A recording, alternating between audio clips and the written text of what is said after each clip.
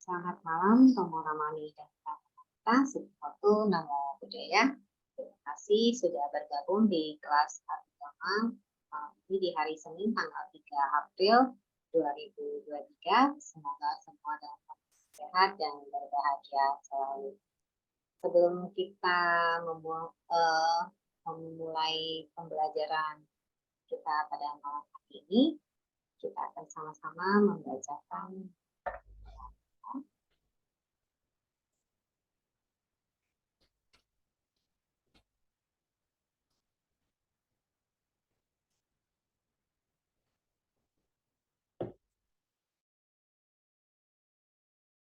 dengan sifat tangan dan jari kita sama membacakan Arahang Sama Sambuddho Bhagawa Buddhang Bhagawantang Abhiwademi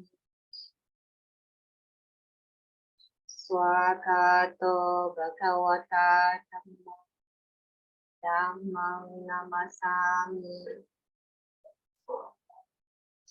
Supatipanno Bhagavato Sawaka Sangho Sanghang Namami.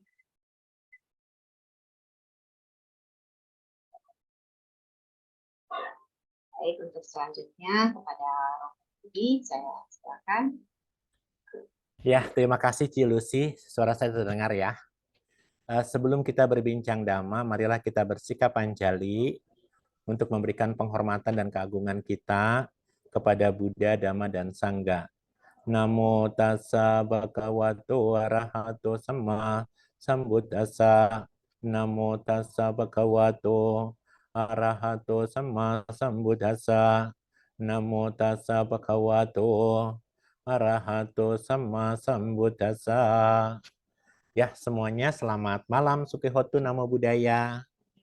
Senang sekali kita sudah memasuki bab 6. Perjalanan panjang sudah kita lalui ya. Hari ini di awal April 2023, tepatnya tanggal 3 April 2023, kita melanjutkan pelajaran Abhidhamma Sanggaha yang bab ke-6. Bab ke-6 adalah bab yang di Wihara Sasana Subhasita adalah belum yang terekod. Jadi kalau hari ini terekod dengan baik, artinya nanti seluruh pelajaran Abhidhamma Sanggaha dari bab 1, bab 2, bab 3, bab 4, 5, 6, 7, 8 sudah terpenuhi dengan baik. Dan bab 9 tentu rujukan kita adalah kepada Yang Mulia Bhante Nanukamsa sesuai dengan yang sudah kita bicarakan sepakati di kelas ini ya. Tapi kalau memang nanti dibutuhkan kelas bab 9, silakan saja, saya tetap masih bersedia kalau memang teman-teman masih membutuhkan pemahaman bab 9 Abhidhamma Sanggaha Kamatana menurut versi saya ya, menurut versinya tentu Pak Wawan Anuruddha, tapi tukang masaknya biar saya gitu ya. Teman-teman, hari ini saya sangat berbahagia karena pelajaran Abhidhamma itu sebenarnya kita bicara jalan-jalan dulu nih ya. Kalau kita bicara Abhidhamma hari ini, Abhidhamma yang kita pelajari ya, banyak orang belajar Abhidhamma Pitaka sesuatu yang alergi ya. Abhidhamma kesannya dibangunnya adalah sesuatu yang sulit. Belajar Abhidhamma itu sulit katanya ya. Belajar Abhidhamma itu pakai bahasa Pali yang susah. Ya, bahasa Pali ya. Abhidhamma itu pakai metode bulatan-bulatan. Udah belajarnya susah, ya, terus pakai metode-metode bulatan, pakai warna lagi sama saya ya, plus warna-warni. Terus terang teman-teman, kalau kita berbicara 6 sifat Dhamma, dari 6 sifat Dhamma itu, kita tahu ya, Dhamma hanya dapat diselami, salah satu diantaranya adalah Dhamma hanya dapat diselami oleh siapa? Diselami oleh para bijaksana di dalam batin masing-masing, gitu kan? Di dalam batin masing-masing. Nah, dari 6 sifat dhamma, salah satu di antaranya adalah dhamma hanya dapat diselami oleh para bijaksana dalam batin masing-masing. Secara otomatis kita bisa tahu bahwa ternyata belajar abhidhamma itu ya masing-masing tergantung kemampuan individunya, gitu ya. Ya, mereka yang belum menyukai abhidhamma, nanti di masa mendatang kehidupan sebagai manusia itu harus dia belajar abhidhamma. Kalau sekarang dia tidak bisa sempat belajar abhidhamma, di kehidupan selanjutnya dia harus belajar abhidhamma. Kenapa? Karena abhidhamma adalah pelajaran yang diajarkan secara kalau kita kayak bilangnya presisi gitu ya. Secara presisi, karena dia belajar secara presisi, maka belajar abhidhamma tidak sama seperti kita belajar sutta atau belajar winaya. Karena kita menggunakan presisi, maka dia belajarnya secara menggunakan, sering guru saya mengatakan, belajar abhidhamma itu seperti menyusun jigsaw puzzle, ya. Kita menyusun pasal-pasal ini kita disusun, dan susunannya adalah dari bab 1, kita belajar sudah cita tentang kesadaran. Bab 2, kita sedang belajar tentang cetasika, faktor-faktor kesadaran atau faktor-faktor mental. Bab 3, kita belajar tentang aneka serba-serbi pakinaka.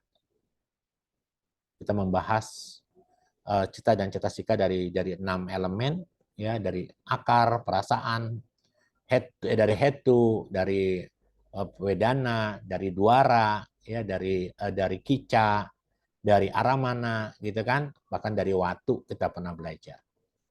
Bab 4, ini pelajaran yang agak cukup lumayan sulit, kita belajar proses kesadaran, disebut citawiti. Citawiti, proses jalannya kesadaran.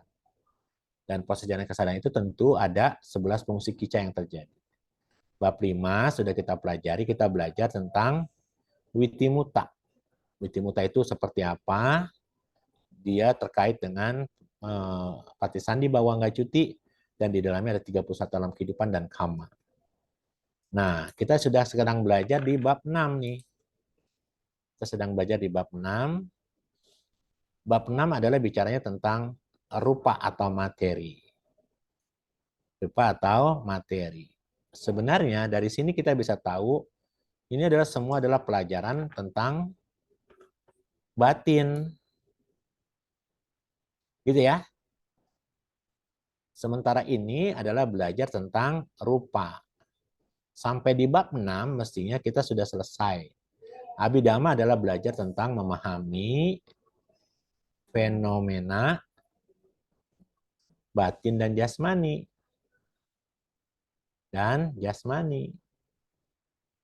Karena kita sedang belajar fenomena batin dan jasmani, maka sebenarnya sampai bab 6 sudah clear. Ya, batinnya sudah dipelajari dari bab 1, bab 2, bab 3, bab 4, bab 5, dan bab 6. Ya. Tapi kan kita belajar abhidhamma juga untuk bisa melihat fenomena batin jasmani, kita juga harus tahu apa? Harus tahu yang namanya akar. Akar dari fenomena batin, karena fenomena batin itu kan pasti ada akusala dan kusala. Kita harus tahu fenomenanya. Maka kita belajar di bab 7. Apa bicara di bab 7? Kita bicaranya apa? Tentang samucaya sanggaha, ya. Betul ya? Begitu ya? Samucaya sanggaha. Sanggaha itu adalah kelompok. Sampucaya itu sanggaha itu apa? Berkait dengan paramata dhamma, ya. Kita belajar secara apa sih akar dari semuanya itu. Kalau kita bicara tentang loba, akarnya apa, dosa akarnya apa, dan kita bicara akusala itu ternyata ada danta, ada oga, ada niwarana, ada kilesa, yang semuanya kita pelajari ternyata akarnya hampir sama persis, yaitu loba, dosa, dan moha, ya. Belajar bab 7 adalah kita belajar memahami hakikat sejati dari apa itu akusala, apa itu kusala, apa itu faktor jalan ke-8 dan kita bisa mengetahui jalan pembebasan di Samucaya Sanggaha ya. Dan di bab 8 kita sudah belajar kemarin terakhir terkait dengan Pacaya Sanggaha. Pacaya Sanggaha adalah berbicara tentang kondisi-kondisi. Karena bicara kondisi, maka di dalamnya ada apa? Paticca Samuppada dan Patana ya. Dan Anda harus merasa beruntung, harusnya beruntung karena di bab 8 ini kita belajar Patana secara Pacayani Desa. Pacayani Desa adalah mengupas Patana lebih mendalam. Dan itu sudah kita pelajari cukup lama, hampir 2 tahun ya. Pelajaran itu harus diulang-ulang dan satu saat nanti saya akan bikin 3 hari gitu ya, 3 hari pendalaman Pacaya Sanggaha ini ya. Kalau 1 hari nggak dapat, 3 hari dia harus ya. Mudah-mudahan nanti ada sponsorship yang mau menyediakan tempat, menyiapkan juga tenaga biayanya, dan saya siap untuk mengajar selama 3 hari berturut-turut daripada kita menghabiskan waktu liburan tidak jelas. Lebih baik kita mendalami pelajaran Abhidhamma Tasanggaha ya. Mudah-mudahan dari sponsornya. Lalu yang ke-9 kita bicara yang disebut bab 9 ini kita sudah bahas, itu adalah tentang Kamatana. Kamatana adalah tentang meditasi, pencapaian meditasi ya. Kebetulan kita sudah meminta yang mulia Bante Nanu Kamsa kemarin ya. Nanti mudah-mudahan kalau memang diperlukan, saya juga bersedia untuk mengajar ya. Tapi yang jelas kita bab 6 dulu selesaikan. Jadi dari seluruh materi pelajaran kita yang belum ini. Yang belum apa teman-teman? Ini. Adalah tentang materi. Ini belum ada di YouTube. Yang lain bab 1, bab 2, bab 3, bab 4, bab 5, 7, bab 5, bab 7, bab 8, dan bab 9 sudah ada di YouTube. Ya, yang bab 6 belum ada di YouTube. Karena itu harapan saya kepada teman-teman adalah jangan sepelekan perbuatan baik yang kita lakukan hari ini. Ternyata setelah saya turun ke daerah kemarin, beberapa daerah yang saya kunjungi, mereka tahu sekali pelajaran Abhidhamma ini membawa manfaat, dan mereka bisa belajar anytime, kapan saja, di mana saja. Ya. Jadi saya yakin kita yang sudah belajar ini tidak akan pernah menemukan kesia-siaan. Belajar Abhidhamma tidak ada yang sia-sia. Pasti ada dampak yang positif buat kita ke kehidupan kita selanjutnya ya. Oke, terutama apalagi buat pengetahuan meditasi ya. Mereka-mereka yang sudah belajar Abhidhamma harus menyukai meditasi. Mereka-mereka yang belajar Abhidhamma harus sering retret ya. Karena di situ nanti diajarkan, kalau Anda sudah menguasai teori, ini teori meditasi sebenarnya. Karena kalau kita belajar Abhidhamma adalah peta spiritualnya Sang Buddha. Peta spiritual ya. Karena dia peta spiritual, Sang Buddha hanya bisa mencapai penerangan sempurna hari ini di bawah pohon Bodhi melalui 4 asankaya kalpa dan 100.000 kalpa itu, melalui perjalanan panjang, dan dia menemukan cara mencapai kesuciannya. Menarik ya teman-teman ya, dari belajar Abhidhamma itu sebenarnya menarik. Saya tahu teman-teman ada yang belajar dari bab 6, ada yang belajar dari bab 7, ada yang belajar dari bab 8. Kita punya rekamannya, rekaman kita ada, Cita Ceta Sikaru, pakai naka, Cita Witi, dan seterusnya ya. Suatu hari saya ketemu sama seorang ibu berumah tangga, dia aktif di yayasan besar di Indonesia, yayasan Buddha, dan tadinya dia tidak pernah mengerti pelajaran Dhamma. Yang dilakukan ketika dia menanyakan kepada saya untuk meminta tentang pelajaran-pelajaran ini, maka yang dilakukan oleh oleh saya untuk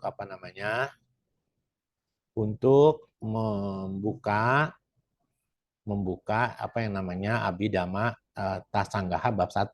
Dan ternyata ketika dia dengarkan pelajaran Abhidhamma bab 1, dia merasa ada sesuatu yang berbeda dari pelajaran pengetahuan Dhamma yang selama ini mereka dapat ya. Mudah-mudahan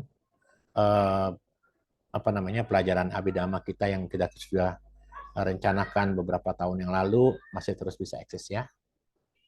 Nah, sekarang kita belajar tentang rupa bab 6 ya. Bab 6 itu, saya pakai warna hitam ya. Bab 6 itu kita bicaranya adalah rupa. Rupa itu abidama namanya. Tapi kalau diterjemahkan ke dalam bahasa Indonesia namanya apa? Materi, gitu ya. Kita bicara materi. Teman-teman, sebelum kita bicara materi rupa bab 6, saya mau ajak teman-teman jalan-jalan dulu ya, sebentar. Nanti kita kembali ke fokus ya, ke pelajaran berikutnya ya. Teman-teman, tadi saya katakan bahwa belajar abidama itu adalah belajar tentang peta kehidupan. Peta kehidupan ya. Kita tahu yang namanya kehidupan ini adalah sebuah pertarungan bagi mereka yang tidak mengenal Dhamma, maka ini sebagai pertarungan yang harus dimenangkan. Tapi bagi mereka yang mengenal ajaran Sang Buddha, bahwa apalagi sudah belajar Abhidhamma, bahwa belajar Abhidhamma adalah belajar tentang kehidupan. Kehidupan dilihat sebagai sebuah fenomena aja.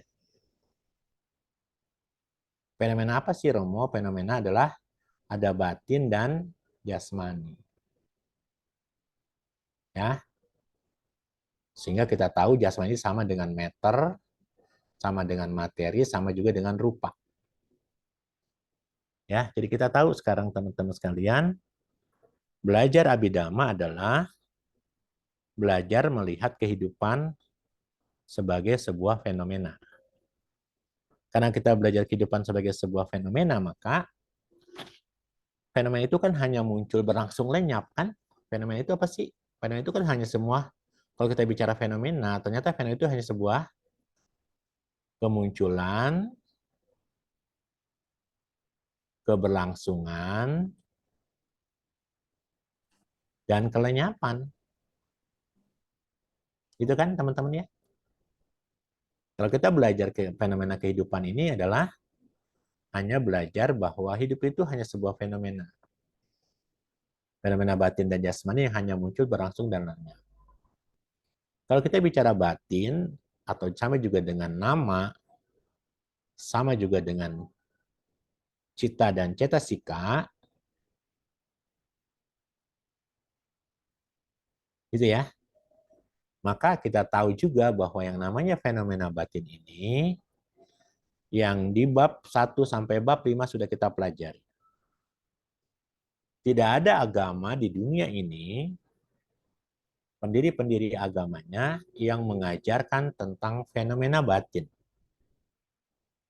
Hanya guru agung kita sama Sang Buddha lah, guru para dewa dan manusia, dia guru yang begitu hebat, dia bisa mengajarkan fenomena batin yang muncul dan lenyap seketika.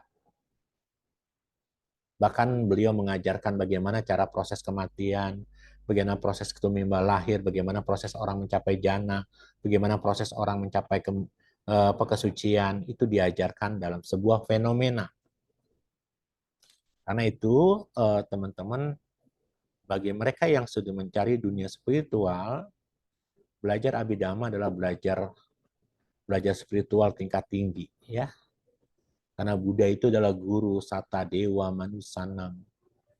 Buddha adalah guru para dewa dan manusia yang tiada tara di alam semesta. Betapa beruntungnya Anda sudah mengenal ajaran Buddha, apalagi mengenal Dhamma Sang Buddha dengan bentuk Abhidhammanya, gitu ya. Anda bisa bayangkan, tidak ada dokter di dunia ini yang mampu membedah fenomena batin. Ya, artinya hanya sama Sang Buddha yang melakukan itu. Nah, sekarang kita lihat fenomena jasmani. Saya sering mengatakan, kalau Anda kuliah kedokteran di kampus ternama di Indonesia, bayarnya sangat mahal. Itu bisa di atas, kalau Anda bukan universitas negeri ya. Kalau Anda bicara di universitas swasta, orang yang ingin menjadi dokter, dia membedah jasmani, kuliahnya sangat mahal. Saking mahalnya, apa yang terjadi? Banyak orang, kenapa mahal? Kenapa? Karena bergengsi. Gelar ini bergengsi sekali. Gelar DR ini kan bergengsi sekali. Apalagi jadi spesialis ya. Spesialis. Pasti bayarannya sangat mahal. Dokter yang lulusan terbaik atau dokter-dokter ini, yang dia hanya membedah jasmani dari organ tubuh.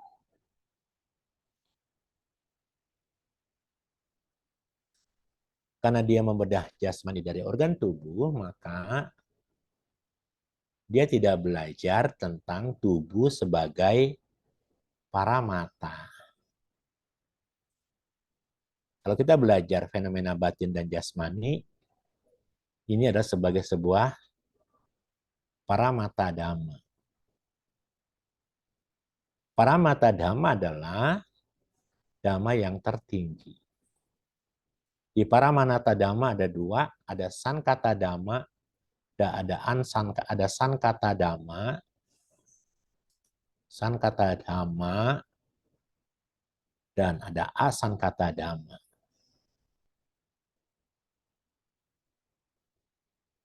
Ya. Yang asankata dhamma masuk ke dalam nibbana. Kita akan pelajari nibbana juga di akhir periode, di akhir bab 6 ini. Nah, kita bicara sankata dhamma. Apa itu sankata dhamma? Dia adalah paramata dhamma. Betul, dia paramata dhamma. Paramata dhamma itu adalah dhamma yang hakiki, kebenaran yang hakiki. Ini wisdom dengan hakiki, yang sangat hakiki. Ya, yang sangat hakiki. Tapi dia bersankata. Bersankata dhamma adalah dhamma-dhamma yang berkondisi.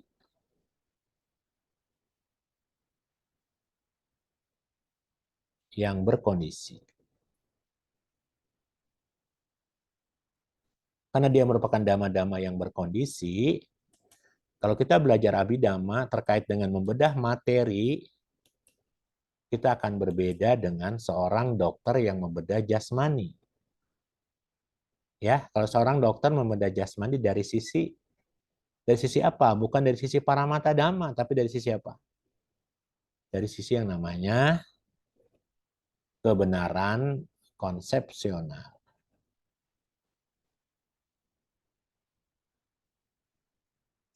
Ya, kita harus mendoakan sahabat Kalinameti kita, ya, Cimulyati yang sekarang sedang berjuang melawan penyakitnya. Tubuh beliau, meter beliau mengalami penyakit, ya. Berbagai macam dokter menganalisa. Dan tentu kalau kita bicara menganalisa, berarti dokter itu menggunakan konsep. Kalau dia menggunakan konsep, dia berdasarkan perkiraan, berdasarkan data-database yang dia peroleh. Ya, database yang dia peroleh apa? Kalau orang sakitnya begini, gejalanya begini, akibatnya apa namanya seperti ini, maka biasanya penyakitnya ini. Biasanya. Konsep yang dibangun, ya. Kebenaran konvensional. Kita beragama Buddha, kita belajar abhidhamma, kita membedah jasmani, membedah materi, membedah rupa, tidak menggunakan operasi, tidak menggunakan baju kedokteran, tidak menggunakan pisau operasi, tidak menggunakan anestesi, dokter anestesi supaya kita, tidak sadarkan diri, justru kita membedah materi, membedah rupa kita ini dengan menggunakan mata kita, menggunakan telinga kita, menggunakan pandangan benar kita. Dan yang paling penting, gratis. Anda boleh lihat, Wihara Sasana Subhasita, kita punya pelajaran materi abhidhamma, dari bab 1 sampai bab 8, tidak pernah sedikit pun selesai habis pelajaran Abhidhamma ini muncul nomor rekening Sasana atau nomor rekening sesuatu. Tidak. Pelajaran Abhidhamma kita benar-benar murni pelajaran Abhidhamma. Dan itu boleh dilihat. Ya, itu Anda boleh lihat. Kita mungkin bukan satu-satunya, tapi kita mungkin salah satu yang tetap mempertahankan Dhamma Winaya tetap utuh tanpa mengenal uang. Ya, jadi teman-teman, ketika sekarang sedang heboh Yayasan A ya meminta uang dana untuk Yayasan B dibagi separuh, kata Yang Mulia Bante Panyawaro Giro, dibagi loro, kami tidak. Seluruh pelajaran Abhidhamma yang kita lakukan semuanya gratis. Di-download dengan gratis. Dan kami tidak memperkaya diri kami, tidak memperkaya wihara, tidak ada yang kami terima 1 sen pun dari pelajaran ini. Artinya, sekali lagi, kami saja peduli dengan pembelajaran ini, mudah-mudahan di masa mendatang, teman-teman yang melihat ini, dan mungkin nanti baru mendengar YouTube ini 3 tahun, 4 tahun kemudian bisa memahami. Jadi membedah jasmani, membedah materi Anda gratis. Tidak perlu duduk di bangku kuliah, bayar uang pangkal yang mahal, uang semester yang mahal. Anda dengan cukup datang membuka YouTube, mari kita sama-sama membedah jasmani dan materi ini dari guru kita, guru para dewa dan manusia yang luar biasa, yang indah pada awalnya, indah pada pertengahan, indah pada akhirnya. Dan beliau adalah telah memberikan kita pemahaman yang luar biasa tentang membedah jasmani, tidak dari sisi konsepsional, tidak dari sisi kebenaran konvensional, tapi kita membedah materi jasmani kita dari sisi paramata dhamma. Saya ingin Anda tepuk tangan dong. Ini luar biasa. Harus tepuk tangan kita. Ini luar biasa. Hebat ya? Sangat luar biasa agama Buddha ini. Karena itu, saya ingin mengajak juga Ibu, Bapak, dan Saudara sekalian untuk belajar agama Buddha tentang apa itu rupa. Ya, saya ingin mengajak Bapak Ibu belajar apa itu rupa.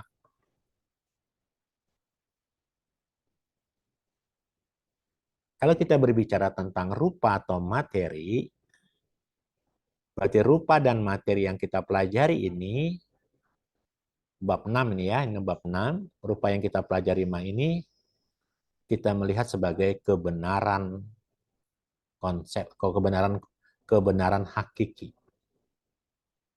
Karena dia sebagai sebuah kebenaran hakiki,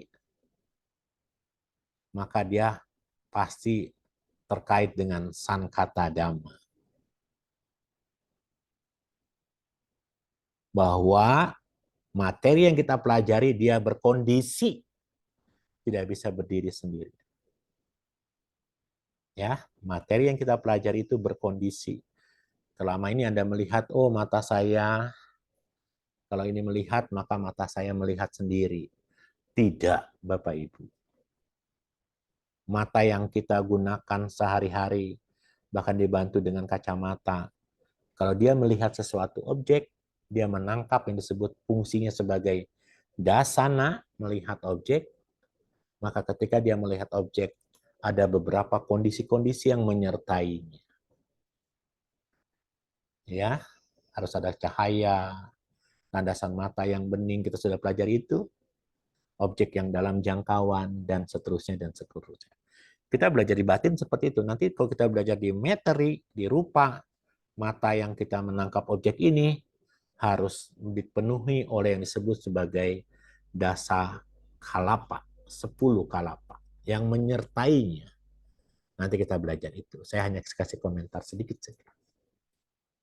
Jadi teman-teman belajar materi ini, materi siapa Romo? Materi kita, bukan materi orang lain. Ingat, belajar Abhidhamma adalah melihat fenomena batin kita, bukan fenomena batin orang lain. Romo, tidak usah belajar Abhidhamma. Banyak orang belajar Abhidhamma jadi sombong, jadi suka menilai orang lain. Kalau mereka belajar Abhidhamma seperti itu, yang salah gurunya. Yang salah gurunya. Saya berharap kalian minta sahabat-sahabat saya, mari kita melihat fenomena batin ini, fenomena jasmani ini, melihatnya bukan tubuh orang lain, bukan batin orang lain, tapi melainkan tubuh kita sendiri. Kalau kita sudah bisa melihat tubuh kita sendiri sebagai bagian dari kalapa-kalapa, Anda sudah tercerahkan. Tapi kalau Anda melihat tubuh orang lain, karena Sutta mengatakan di antara semua rupa wanita yang paling menawan. Di antara semua suara lembut wanita yang paling menawan. Ya, itu kalau kita menggunakan kebenaran konvensional. Tapi kalau kita menggunakan kebenaran para mata, ternyata rupa ini dia berkondisi, tidak berdiri sendiri. Ya, oke. Sekarang mengapa rupa? Pertanyaan sekarang ya, mengapa rupa sebagai kebenaran hakiki? Nah, ini kan sekarang pertanyaan gitu. Kenapa rupa? Sebentar, saya harus. Kenapa ada apa dengan pen saya?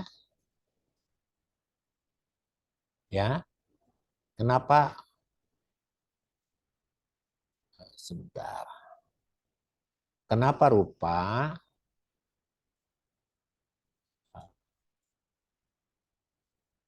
Sebentar ya, kok pen saya tidak bekerja ya?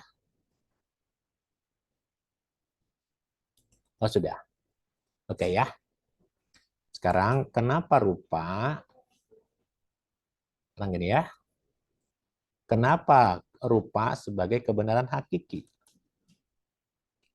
Kenapa rupa sebagai realitas mutlak? Rupa itu bahasa Pali ya teman-teman ya. Ini bahasa Pali. Rupa itu bahasa Pali ya. Kata kerjanya dari bahasa Pali, rupa itu kan bahasa Pali. Kata kerjanya rupa adalah rupati. Rupati, kata kerjanya. Jadi kalau kita berbicara rupa, itu bahasa Pali, dan kata kerja dari rupa adalah rupati. Apa artinya? Berubah bentuk.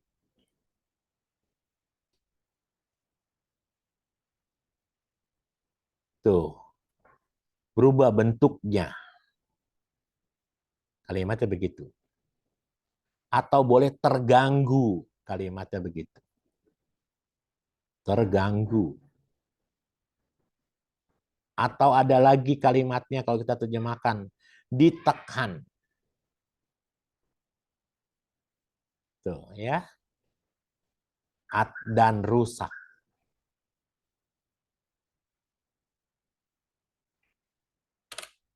Saya ingin mengutip kalimat orang lain. Pelajaran Abhidhamma mana yang kau dustakan lagi? Kalau kita sekarang mengerti kata kerja rupa, yang kalimatnya adalah rupati, rupa ini berubah bentuknya. Artinya begitu, berubah bentuknya. Rupa ini terganggu oleh apa? Oleh cita, kama, utu, dan ahara. Rupa ini tertekan oleh patawi, datu, apo, datu, wayo, datu. Patawi, datu, apo, datu, wayo, datu. Ya, patawi, apo, tejo, wayo, datu. Karena tubuh ini terbuat dari 4 patawi, datu, apo, datu, wayo, datu, tejo, datu, wayo, datu, dia juga mengalami rusak. So, teman-teman, jadi sekalian, perenungan buat kita ini sebagai vipassana, apa yang kita banggakan dari tubuh ini? Apa yang kita banggakan, Cilusi? Apa yang kita banggakan, Ibu Helena? Kak Hakim? Nggak ada yang. Nggak ada yang kita bisa banggakan. Tubuh ini akan mengalami kerusakan. Tidak ada yang bisa dibanggakan. Tidak ada yang bisa dibanggakan, Ibu Helena. Ya, Ya. dari artinya saja kita bisa tahu itu. Rupati, dia mengalami perubahan. Maka dari itu cepat atau lambat, kita tidak boleh melekati tubuh ini. Pacupana kanda, rupa ini sebagai pacupana kanda. Rupa ini adalah, kalau saya katakan rupa ini adalah belenggu yang menghambat proses pencapaian kesucian kita. Ya, ayo, siapa orang yang paling Anda sayang? Istri Anda tidak, suami Anda tidak, anak-anak Anda tidak. Yang paling Anda sayangi adalah diri Anda, tubuh Anda sendiri. Ya, tubuh kita sendiri. Apa buktinya, Romo, ketika kita duduk meditasi, napas kita sudah semakin lembut, semakin halus.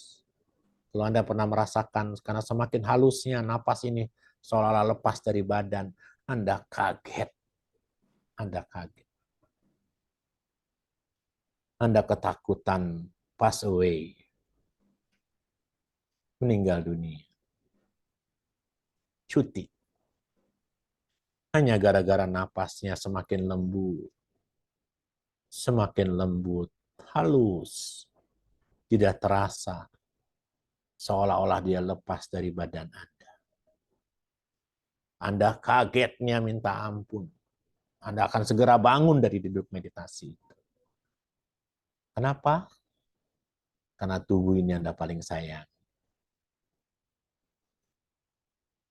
Padahal tubuh ini bukan milikku. Tubuh ini bukan punya aku. Kapan itu bisa kita sadari? Kalau kita belajar Dhamma seperti ini.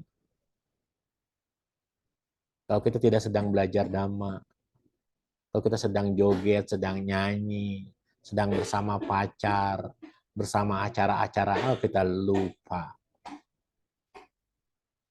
Kita lupa. Karena itu saya teruskan, nggak apa-apa ya, kita coba belajar sedikit dulu untuk bisa mengimbangi supaya lebih mudah. Ibu, Bapak, dan saudara sekalian, Guru Agung kita Sama Sambuddha menjelaskan kepada kita apa yang disebut sebagai materi atau rupa ini. Ya. Ya. Tadi saya sudah katakan bahwa tubuh kita ini berubah bentuknya. Ya, dipengaruhi oleh apa? Dikuasai oleh penyakit, stres, penghancuran, lapuk, penyakit. Tubuh kita ini selalu digerogoti oleh itu. Bapak Ibu, usia tua akan menghampiri kehidupan ini. Penyakit akan menghampiri kehidupan ini. Bahkan kematian akan menghampiri kehidupan ini. Ini telah menunjukkan kepada kita bahwa tubuh kita ini ya bukanlah apa yang bisa kita genggam.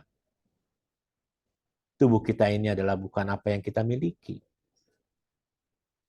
Suatu saat semua bentuk materi, bentuk tubuh ini pada akhirnya akan mengalami perubahan. Pada akhirnya akan mengalami kelapukan.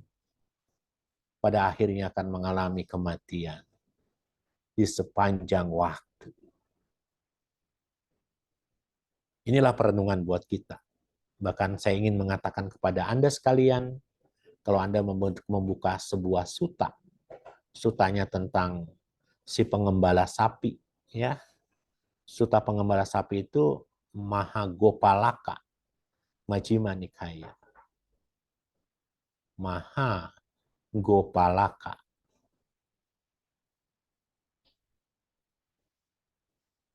Di Mahagopalaka Sutta. Sutta tentang ceramah panjang tentang pengembala sapi. Ceramah panjang tentang si pengembala sapi.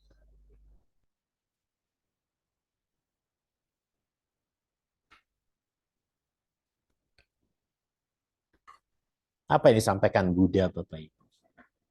Di Mahagopalaka Sutta itu. Oh para biku, kata Sang Buddha, bagaimanakah seorang biku, kata Sang Buddha, bisa memiliki pengetahuan tentang meter materi. Hebat ya Sang Buddha ya.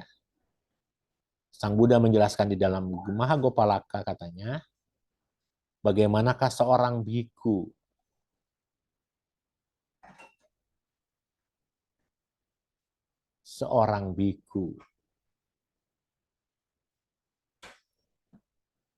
memiliki pengetahuan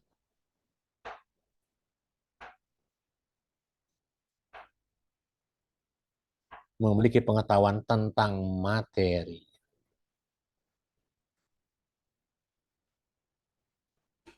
Itu bayangkan Bapak Ibu. Kalau kita semua tidak mengetahui tentang materi, Anda tidak akan pernah tahu kalau Anda tidak belajar Abhidhamma. Penting sekali kita belajar Abhidhamma. Karena Buddha menjelaskan itu dalam Mahagopalaka Sutta. Sang Buddha mengatakan juga di sini para biku memahami tentang adanya bahwa semua materi, kata Sang Buddha. Semua materi, all materi. Semua materi. Apapun jenisnya. Apapun jenisnya. Hanya merupakan, kata Sang Buddha, hanya merupakan. Apapun jenisnya, hanya merupakan.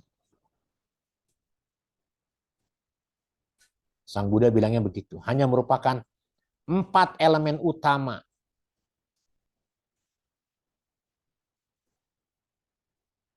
Dan 4 materi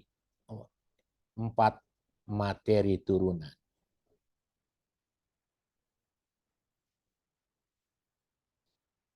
Begitulah para biku. Seorang biku harus memiliki pengetahuan tentang materi. Coba Cilusi.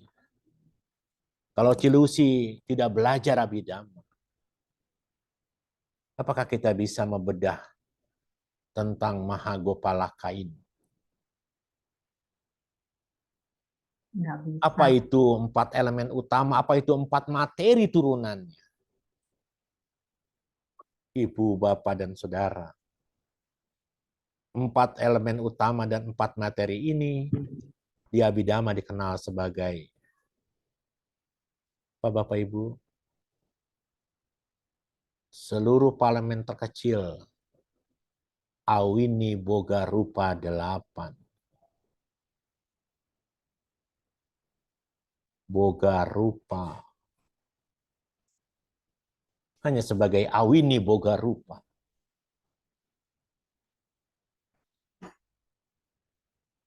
Apa itu Awini Boga Rupa? Awini Boga Rupa adalah elemen terkecil dari materi. Kalapa terkecil dari materi. Apa yang 4 itu utamanya Patawi Datu, Apodatu, Tejo Datu, Wayo Datu. Apa yang 4 materi turunannya? Nah, kita belajar, ini saya hanya ngomong aja. Ruwana Ramana, Ganda Ramana, Rasa Ramana, dan Oja. Coba kalau kita tidak belajar Abhidhamma, Apakah kita bisa melihat materi ini sebagai 4 elemen utama dan 4 turunannya? Tidak, Bapak Ibu. Tidak. Karena itu harapan saya sama Romo, Ramani, Bapak Ibu yang sedang mendengarkan YouTube ini, ayo jangan sia-siakan. Jangan sia-siakan kehidupan kita sebagai manusia. Kita sudah lahir sebagai manusia sulit. Kita sudah hidup sebagai manusia sulit.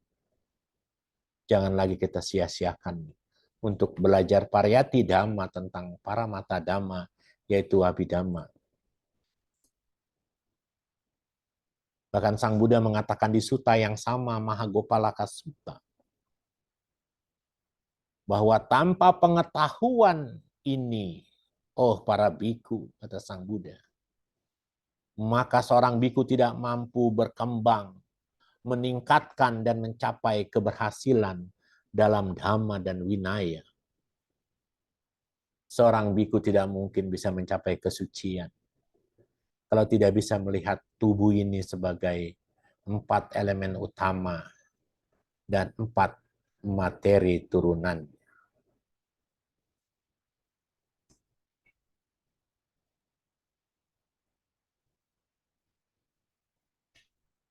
Cukup menarik, Ibu. Menarik ya?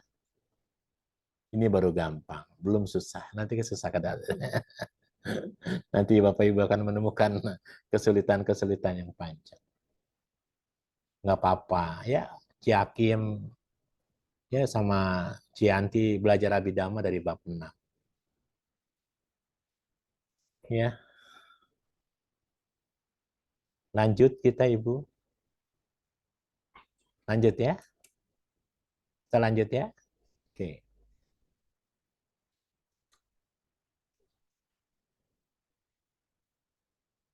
Jadi sekarang pertanyaan adalah, kalau Bapak Ibu mengetahui bahwa kehidupan ini, materi ini adalah 4, berasal dari 4 elemen utama, sekarang pertanyaan adalah, semua materi, all materi, semua materi, mau dia internal maupun eksternal. Apa itu internal tubuh kita? Apa itu eksternal komputer ini, handphone ini, kacamata ini, semua yang kita lihat, semua yang kita ketuk, berasa, gunung, sawah, hujan, apapun itu. Semua materi yang internal dan eksternal itu, mereka berasal dari 4 elemen utama. Mereka hanya berasal dari 4 elemen utama. Apa 4 elemen utama itu, kata Sang Buddha, dipelajari dulu ya. Nanti kita belajar secara detail. 4 elemen utama itu, kata Sang Buddha, elemen tanah, patawi dhatu, elemen air, apo dhatu, elemen panas, api, tejo dhatu, dan elemen udara, wayo dhatu. Inilah 4 komponen yang merupakan pembentuk utama materi. Ini loh Bapak Ibu, 4 komponen utama yang merupakan pembentuk materi. Tapi Romo, Ramani, dan Bapak Ibu sekalian, jangan pernah berpikir kalau ini adalah tanah, ini adalah air. Tidak seperti itu. Kenapa disebut elemen atau unsur dhatu ini? Ya, ini hanyalah sebagai kalimat harifah supaya Bapak Ibu mudah membayangkannya. Mudah membayangkannya. Ya. Karena nama-nama untuk kualitas-kualitas atau karakteristik yang ditunjukkan dari elemen materi ini, ya, atau lebih tepatnya disebut ini sebagai kepadatan.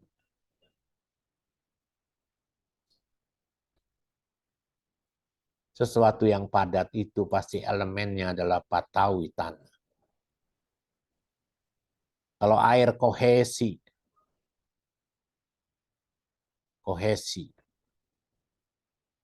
ini bicara temperatur. Dan ini adalah bicara tekanan. Semuanya hanya secara harifah. Jadi kalau kita sedang duduk meditasi, Ibu dan Bapak, terasa pegel, kesemutan, kram, kita sering alami. Karena 4 elemen ini sedang tidak seimbang. 4 elemen ini tidak seimbang, Ibu dan Bapak. Sehingga tubuh harus mengalami kesemutan, pegel, atau mungkin kram. Karena tidak pernah dilatih, maka seperti itu. Kalau Anda sering latih, pasti para biku yang mengalami, para yogi yang mengalami, dia juga mengalami sakit, sama seperti kita. Apakah dia tidak kesemutan sama seperti kita? Tetapi dia sudah terlatih. Pegel, kesemutan, kram tidak membawa emosi. Tidak membawa dia untuk berpindah-pindah tempat duduknya. Namun disadari sebagai ketika kesel, marah, yang disebut sebagai biya pada itu muncul, kilesa itu muncul.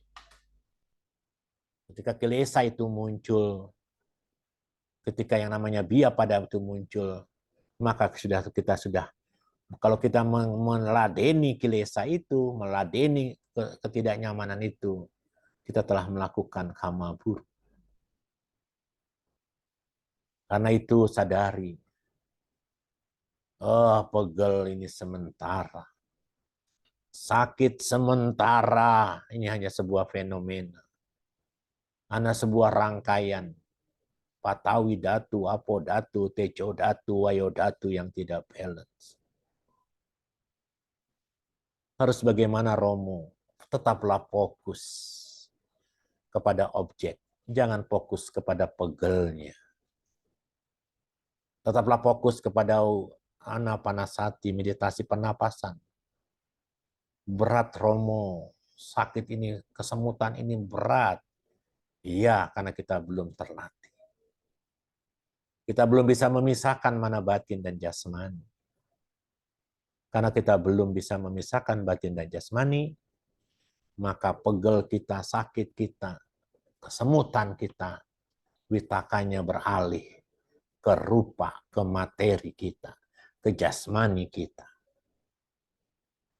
Padahal pegel itu hanya unsur kepadatan yang muncul. Dia kurang kohesi, dia kurang temperatur, dia kurang tekanan. Patawi datu, apo datu, tejo datu, wayo datu. Harus seimbang. Jadi Ibu dan Bapak sekalian, inilah internal dan eksternal yang ada dalam meter materi kita. Semua materi yang ada dalam tubuh kita ini, partikel terkecilnya, objek-objek yang paling besar seperti gunung dan sebagainya, semua memiliki 4 elemen, patawi datu, apo datu, tejo datu, dan wayo datu. Serta turunannya, apa itu turunannya? Rupa atau wana ramana. Rasa ramana, ganda ramana, ganda ramana. Rasa ramana, dan oja atau nutrisi. Semua benda, mau dia gunung, mau dia tubuh ini, mau dia pulpen, mau dia kacamata, mau dia handphone, semuanya adalah 4 elemen utama dan 4 elemen turunannya. Karena itu Bapak Ibu, ini hanyalah karakteristik. Karakteristik itu dikenal sebagai elemen, elemen itu dikenal sebagai dhatu. Elemen utama tidak hanya sekedar tanah, tidak hanya sekedar air, tidak hanya sekedar api, tidak hanya sekedar udara Bapak Ibu. Seperti penampakan mereka, bukan seperti penampakan mereka, melainkan lebih merupakan sensasi dari elemen-elemen di mana mereka bermanifestasi. Di mana mereka bermanifestasi. Apa itu kualitas-kualitas atau karakteristik-karakteristik dari tanah, air, api, dan udara? Ya, Bapak Ibu, dikenal sebagai elemen-elemen yang dikenal sebagai dhatu tadi. Kalau dia tanah jadi patawi dhatu. Kalau dia air jadi apo dhatu. Kalau dia api jadi tejo dhatu. Kalau dia udara jadi wayo dhatu. Apa itu dhatu? Dhatu adalah pembawa karakteristik. Dhatu adalah membawa karakteristik. Membawa karakteristik. Karakteristik. Karakteristiknya sendiri-sendiri.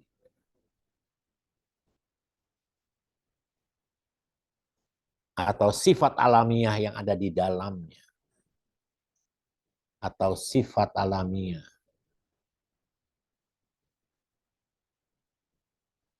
yang ada di dalamnya.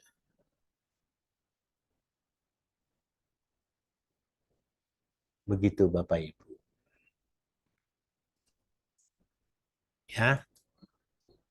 Contoh elemen tanah karakteristiknya apa Romo? Keras. Tulang keras, gigi keras. Kalau ada sesuatu benjolan di sini, asam urat katanya. Keras, itulah karakteristik dari elemen tanah. Apa elemen air karakteristiknya Romo? Kohesi, mengikat dia. Ya, darah kita mengikat.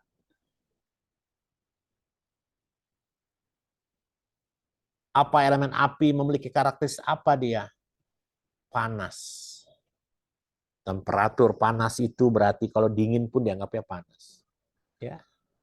Celcius.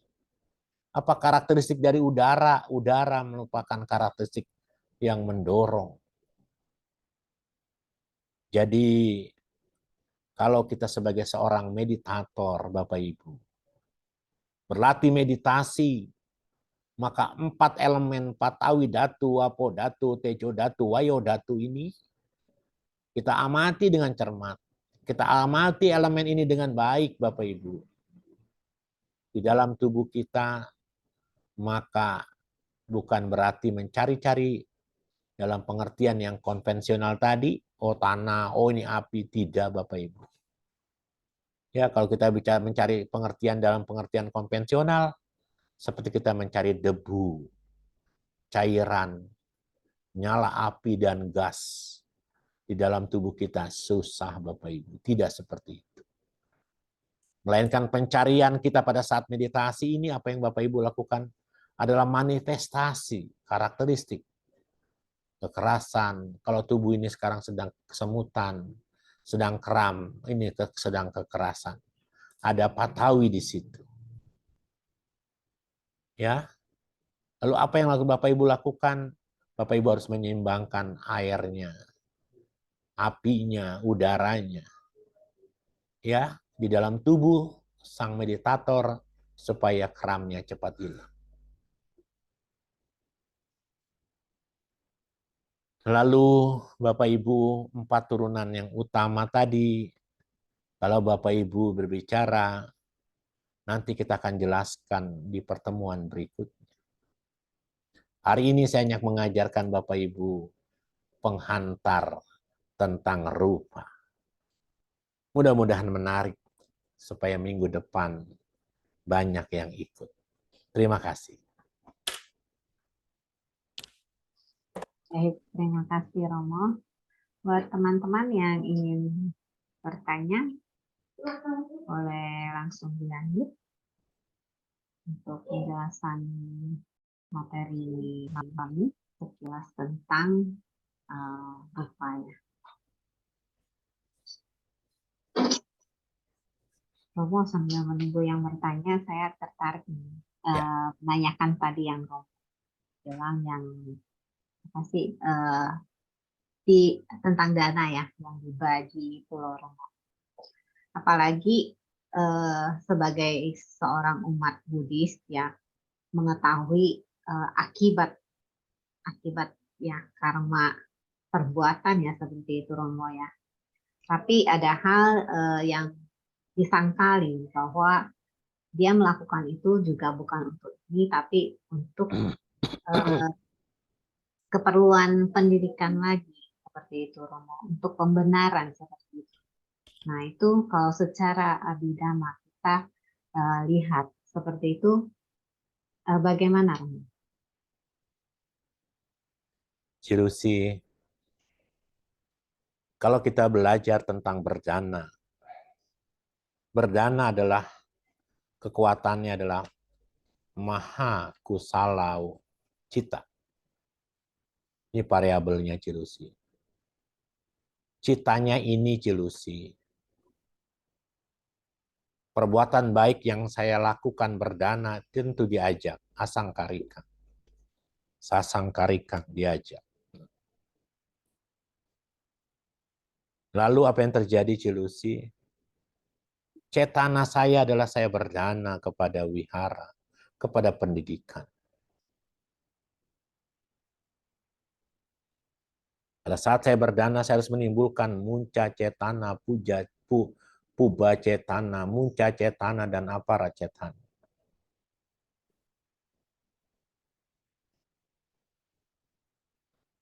Tapi setelah saya tahu dana ini dipotong, giro, bagi loro, apara cetananya pasti gelo, pasti tidak nyaman. Kalau sudah gelo, maka kebaikannya sih akan buahnya ada kutunya. Apa yang seperti Bante Panyawaro katakan, mestinya dari awal sudah declare. Kalau Anda berdana kepada kami, sekian persen kami gunakan untuk yang pencari dana. Kami harus bagi buat bayar karyawan. Kalau mereka seperti itu, pasti mereka banyak yang tidak mau. Karena dia berdana bukan untuk karyawan. Karyawan itu urusan yayasan. Tapi dana yang dilakukan hari ini adalah dana yang menggunakan multi level. Sekian persen, sekian persen. Kita telah menggerogoti, kita telah memberikan sebuah pemahaman yang membuat sada orang lain menjadi berkurang. Apalagi ini dunia pendidikan. Dunia pendidikan mengajarkan tata susila, moralitas. Apalagi dunia pendidikannya adalah sekolah tinggi. Betapa malunya.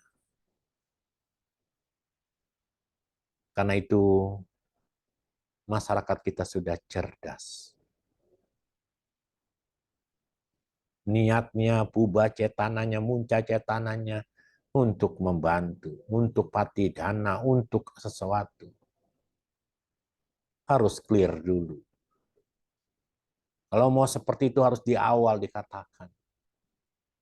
Kalau Anda berdana ini, separuh kami gunakan buat bayar ini, bayar itu. Kalau seandainya orang ini masih terus berdana, clear, tidak ada masalah. Tetapi kalau kita berdana secara paramata dhamma yang tadi disampaikan di Abhidhamma, tidak, ini akan menggerogoti, apara-para cetananya digerogoti. Kalau apara-para cetananya digerogoti, sadanya semakin berkurang. Sadanya berkurang. Ketika sadanya berkurang, keyakinannya berkurang, perbuatan baiknya akan memiliki kekuatan yang kurang. Betapa kecewanya mereka-mereka yang sudah melakukan itu. Ada yang masa bodoh, ada. Ada yang merasa tidak peduli, ada. Tapi kalau kita belajar paramata dhamma, kita belajar cetasika, dasar dari semua perbuatan baik yang kita lakukan ini adalah ada sada, ada sati, ada hiri, ada otapa, ada aloba, adosa, tata majatatra, ada kaya pasadi, cita pasadi, ada kaya lahuta, cita lahuta, ada kama muduta, cita muduta. Ya, lalu ada kaya kama, ada cita, ada yang disebut kaya kama cita kamanta, ada kaya pagunyata cita pagunyata, ada kaya ujukata cita ujukata. 19 komponen ini menyertai semua kebaikan. Kalau tiba-tiba sadanya kurang, dia akan kecewa dan berdampak besar buat dunia pendidikan, buat agama Buddha. Agama Buddha tipu-tipu dalam hal berdana. Karena itu mari kita luruskan. Kita orang yang memiliki moralitas yang baik. Orang yang memegang teguh moralitas untuk melakukan penyelewengan, penyimpangan, takut. Kenapa dia lakukan itu? Dia tidak punya hiri dan otapa. Yang ada adalah ahirika dan anotapa. Dia tidak takut akan perbuatan jahat. Dia tidak malu akan perbuatan jahat. Kalau sudah ahirika dan otapa ada, pasti dia melakukannya dengan penuh moha, kebodohan. Yang ada dalam materinya adalah uang, cuan, cuan, cuan, cuan. Kalau nanti kalau kita belajar materi, nanti sebentar lagi kita akan dalami materi. Uang itu materi. Hanya wini boga rupa. Uang itu bernilai karena kita bangun konsep. Kita membangun konsep. Dan orang hidup dari konsep. Bukan dari paramata dhamma. Yo, mulai hari ini kita lihat uang sebagai paramata dhamma. Bukan sebagai konsep. Uang penting, Romo. Saya mengetahui itu. Tidak punya uang terasa mati. Orang mati butuh uang. Saya tahu itu. Tapi mari kita gunakan uang itu sebagai alat. Bukan sebagai tujuan. Kalau uang sebagai alat, maka uang menjadi alat buat kita untuk melakukan kebaikan. Tapi kalau uang sebagai tujuan, maka Anda akan melakukan ahirika, anotapa. Anda tidak malu untuk berbuat jahat. Dan Anda tidak takut akan akibat perbuatan jahat. Anda telah menodai umat Buddha. Anda telah menodai keyakinan umat Buddha untuk berdana. Kasus ini membuat orang mulai berpikir. Tercorengnya dunia pendidikan hanya gara-gara melihat uang sebagai tujuan, bukan sebagai alat. Demikian Cilusi, kalau menurut saya.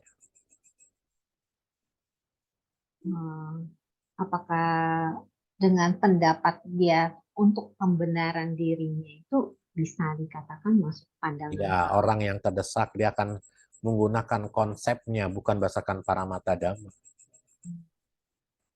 Dan konsep itu akan dia benarkan. Dia orang bukan suci.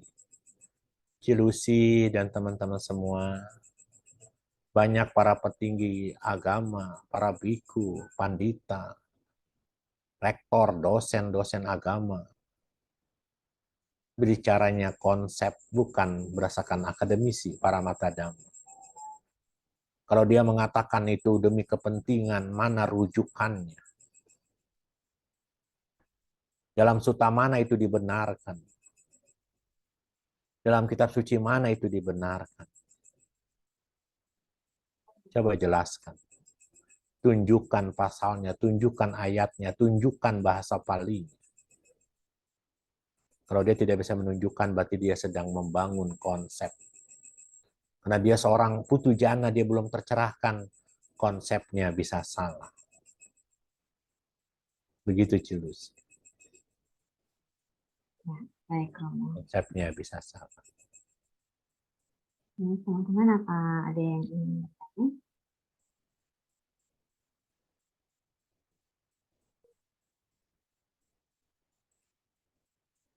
Mungkin kalau tidak ada yang bertanya, untuk malam hari ini mungkin sampai di sini ya Romo ya. Untuk minggu depan Iya. kita akan masuk lebih dalam lagi untuk materi bab 6. Ini masih ringan sih ya, jadi nggak ada yang nanya ya. Udah pada pakai. Mau mau nanya, Iya. kalau yang tadi urusan yang berdana seperti itu, dari pihak kita yang untuk berdana, mensortirnya itu seperti apa ya?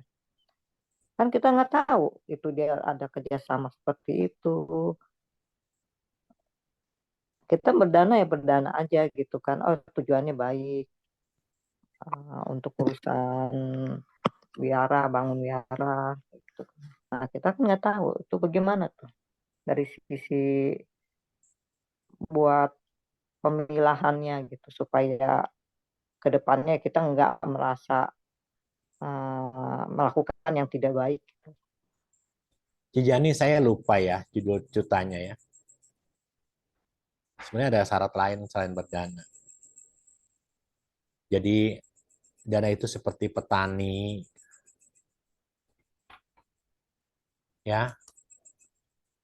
Lalu dia nanam, dia cangkul tanahnya, lalu dia tanam bibitnya, lalu dia siram. Ini bibit yang dia tanam. Kalau pohon ini tiba-tiba tumbuh besar,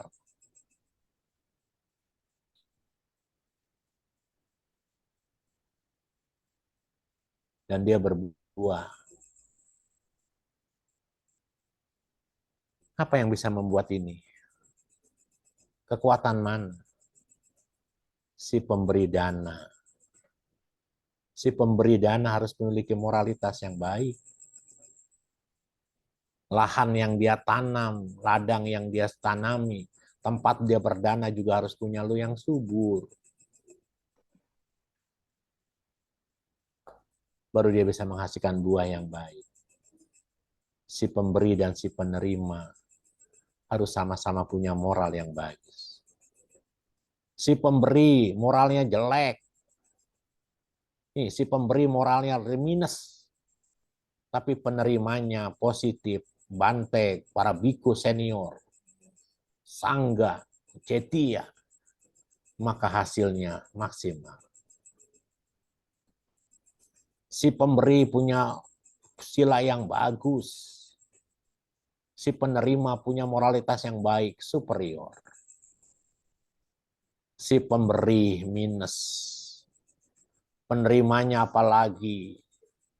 Penerimanya selewengin, bagi loro, minus. Nggak ada hasil. Si pemberinya positif, penerimanya minus, moralitasnya nggak bagus, berani akhiri kaan otapa, nggak ada hasil, nggak ada hasil.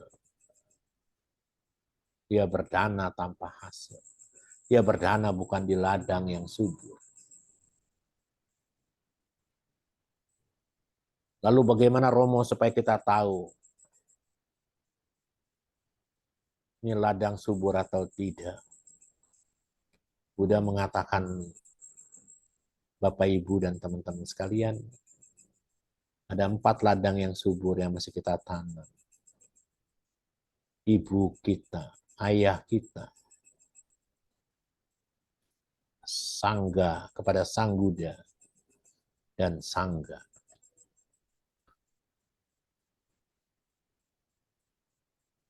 Saya ingin cerita. Dulu kami membagi rupang, ada ratusan, ribuan. Ketika kami bagi, ada sebagian yang dijual oleh orang itu. Kami masa bodoh. Lalu kami berpikir, ada cara yang lebih bagus. Rupang ini harus kami serahkan dulu kepada Sangga. Kalau kami serahkan kepada Sangga, Sangga baru bagiin ke umat, maka kebaikan kami akan lebih besar. Karena itulah pentingnya Cijani belajar Dhamma. Karena pada saat kita memberi, ada kondisi yang menyertainya. Puba, munca, apara, bahkan apara-para harus dikondisikan dengan baik. Si pemberi harus punya moral yang baik, si penerima juga harus punya moral yang baik. Mudah-mudahan sutanya ketemu minggu depan. Saya sampaikan sutanya apa. Begitu Cijani. Oke, Ya. oke, terima kasih. Ya. Baik, masih ada yang bertanya? Silakan langsung dilanjut.